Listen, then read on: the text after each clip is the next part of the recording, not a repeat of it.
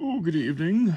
This is Connor Tierney, the creator, writer, and artist of the award-nominated series, Kid Eastwood, which is a comic you could read online for free. There's something like 1,700 pages. Uh, Again, free to read online at kideastwood.blogspot.com, I think. But if you're watching this, you're probably, you know, on social media anyway, so you'll find it. Anyway, video content is the new meta, and I hate that because I do not have the presence for it. But here I am anyway, drawing my guy, Clint Cassidy, aka Kid Eastwood, the protagonist of the book. This was kind of an off the cuff thing. I don't really, I'm told that I draw fast by people, and I won't contest that at all. But with this, I'm kind of actually shocked at how quickly this came together. I was constantly, while screen recording my iPad, shitting myself that I was going to exceed the memory, and only realised that after I'd finished drawing the entire thing, only to realise like 2 seconds of it had been captured, but we're good. So, here you are. The thing that's surprising me, first thing I'll say is this fist comes together very quickly because I've drawn this exact fist in this exact pose 1,000 times, easily, probably more. The thing that's kind of struck me about this the most, just like watching myself draw back in real time, is just how quickly a lot of it is. Like, as I say, I'm told I'm fast. This is like too fast. I'm kind of scared. There was a sense of urgency because I was recording, just to be like, right, get this thing out of the gate, you know, like get it out of the door, don't fuck it up, and make sure that make sure it looks half decent, because there's always whenever I know I'm like time lapsing a page as I'm drawing it, there's always this sense of like I'm gonna redraw this 100 times and make it look way worse, make myself look way more incompetent than I am. Which is exactly why I chose to do this pose that you see right now, where there's a fist raised to his head, because that's famously never a difficult thing to draw or foreshorten. So you'll notice that I kind of failed to make this work, and then go in and rework it, which is so much of why I work digitally. I've never been good on paper. I like being able to manipulate and change things as many times as I need to make the drawing look serviceable. Even with a character that I've drawn 1,000,000 times, like this guy. Something else interesting to note, you'll notice how minimalistic my sketch was. That's just that's a shorthand thing, because I've been drawing this book for, I think this will be the 8th year. And so you know, in that time you kind of get a sense for what a character's supposed to look like, and you know, just how to draw them, really. A thing that I think is really underrated in terms of like drawing skill is like, if you, the advice I always give people whenever I'm asked, which is not often, this is more just something that I put out there into the world of my own volition, is that if you want to get good at drawing comics, the number one way to do that is to draw a comic. I started out, as I say, like nearly 8 years ago now, and it was total, you know, my art was like complete dog shit back then. But I kind of didn't let that slow me down or stop me. And by virtue of having drawn this book for, again, like 1,700 pages, I've become confident enough to draw pretty much anything, I would say. And as a writer artist, you know, I'm never going to give myself something that I know is completely impossible for me to do anyhow. But I've drawn fists and characters flying from just about every angle I could possibly think of at this point, which is something that I would never have done had it not been for the sake of a plot that I had to follow. So I would recommend to people that want to do this kind of thing and want to create their own characters and tell little stories to just actually do it. Don't wait for some hypothetical point in time where you're ready. You're ready right now, whether or not you think you are. Here's me redrawing this end now. I think this made a bit more sense for the pose. I used to, when I was kind of starting out, I would never ever do something like this where an arm is like just completely foreshortened, like the fist is completely in the way, because it's really easy, if you're not careful, to make the fist look like it's on like a super stubby forearm. And I don't think I ran into that with this, in hindsight, now that I'm looking back at it, but you know, it's something to keep an eye on. one thing you're undoubtedly going to notice while I draw this is just like how many details I actually, ironically enough, forget to draw, like the sort of black armpits of Clint's costume. This is actually, so this is like the third iteration of this costume that's been in the book so far. Canonically, there were more, but at least like since it began, he had like a kind of more basic suit which didn't have any like black streaking. Then in the second arc, which is issues 12 through 28, uh, he has like these long kind of long legging sort of things going on, which have these black streaks, and then at the end of that arc, he sort of goes back to his shorts look, but maintains the streaking and like the black sort of neck piece, which I think adds like a nice bit of visual contrast. It's not super relevant for this, but like when drawing the book in black and white, I kind of I think it's important to even if like it doesn't really necessarily reflect what they look like in color. It's important to have notable levels of contrast in design. So making sure that there's like black and white elements to draw the eye rather than exclusively like a character that's I don't want to render in any black areas onto this because it's the character doesn't have any black on their outfit. Usually if I have a character that has like a red-ish outfit, I'll sub in black for that, but it doesn't necessarily have to. That's not like a rule really. It's just contrast in character design is important. Because if you don't have it, then you'll end up with characters that have screen tone built into the design, which is such a time sink to repeatedly do. I know that because most of my main cast has like screen tone that I can't like abandon from the design now. Because like originally the black segments of Clint's costume had screen tone on them, but it was just so wasteful in time. So I eventually got rid of it, and now a bit of like kind of ugly feathering does the job. I love drawing legs. Just topical. I really like. You're gonna see me, I think, edit this. Yep. Once I figured out that like a calf can just be like a bump, like a really like kind of bulbous round bump, to sort of like impressionistically sell that muscle. I had a lot more fun drawing them. Legs were the bane of my existence for a long time, and I don't think they're great still. This is a point where I realize that's too thick, so I get rid of that. But I do think like everything, there's a science to it, I enjoy drawing arms a lot as well, just because I've figured out a way that it works for me. The inks on this are okay, I think. A lot of my lines don't. A lot of my lines have gappage. They don't close, which just comes down to like speed and sort of like messiness. Something that's important to me is that while my stuff is completely digital, I really want like an ugly, shaky, analog sense to it. Like I'm some mangaka larper who just picked up a G pen for the first time. I really want people to think that when they look at my art, and so not having like the most perfect clean line work is something that I think is very important in sort of giving that impression. I really botched it when it came to coloring this because, like, with hindsight, you're gonna notice a lot of this. I go back and realize like, oh, like in this case, for example, I'm pretty sure like I don't fill in all of his hair points before magic wanding and filling. And just like dumb little bits like that. Like there's always, that's the problem with like messy, scraggly line work, is that you're always gonna encounter eventually areas that aren't filled the way they should be, or there's like missing lines. I still haven't gotten that other armpit on the left hand side. I still haven't got the black parts of that inked in, but you're gonna see me do that in a second.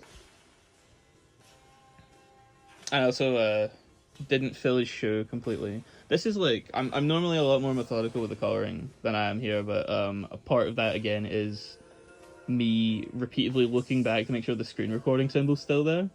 But it was, and it is the full time for the whole run of this thing. Spoiler alert. So, yeah.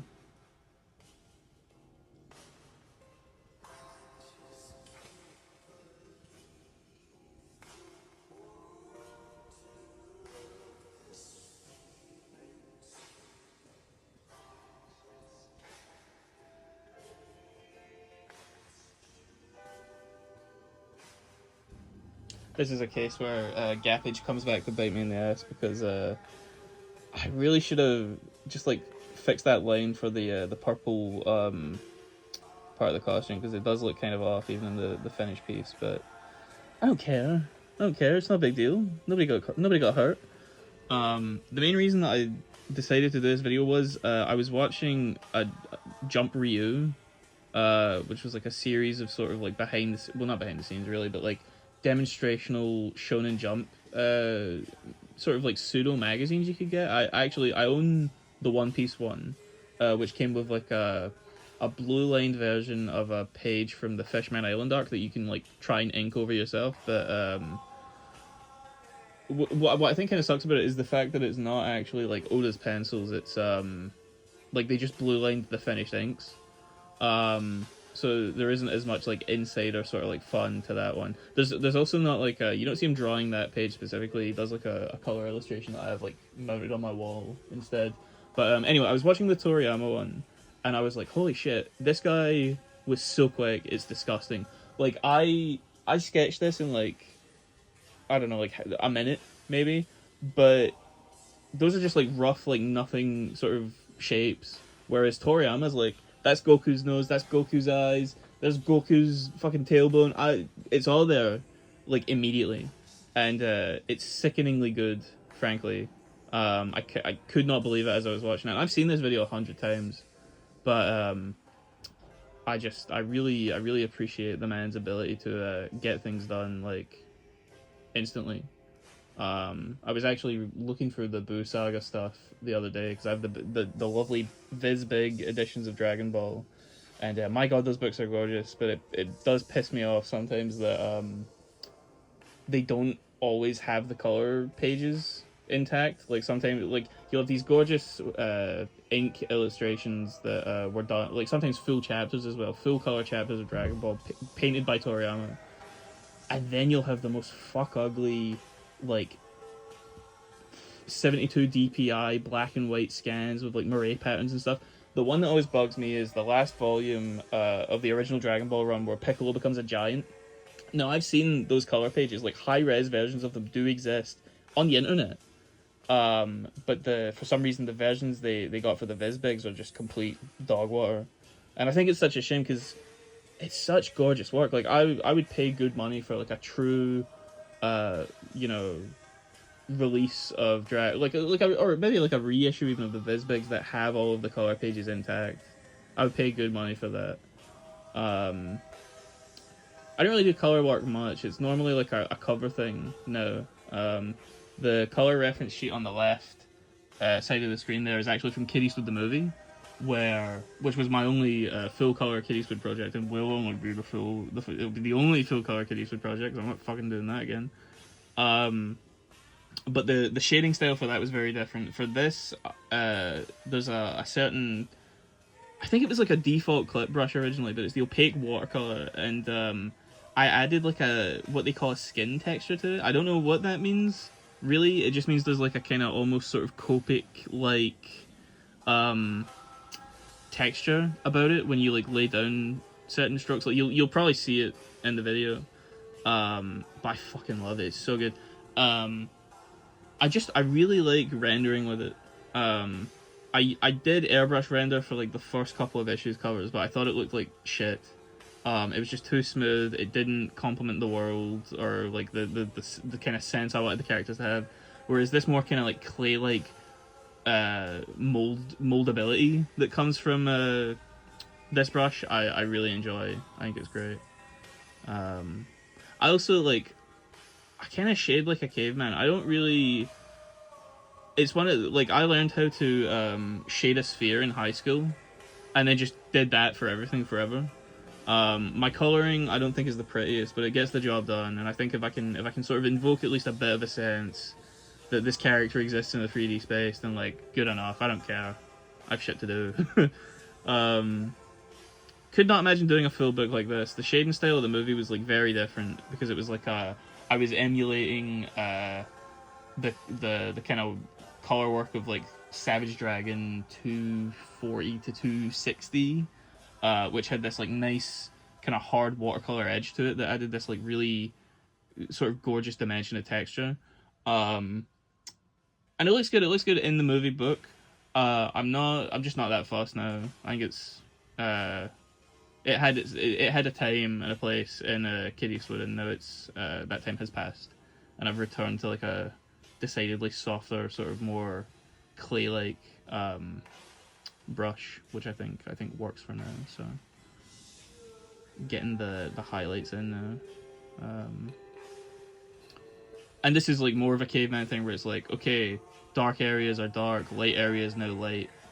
I use hard light lighting modes, and I only just recently sort of learned how to use like clipping masks. Well, are they clipping masks? I don't know. Masks anyway. Principally I understood them, never really had an application for them until recently. Because I always color it so that, like, you can see how messy this shit is. But yeah, it's fun. I enjoy doing it every now and again. I like blocking in sort of big areas, and then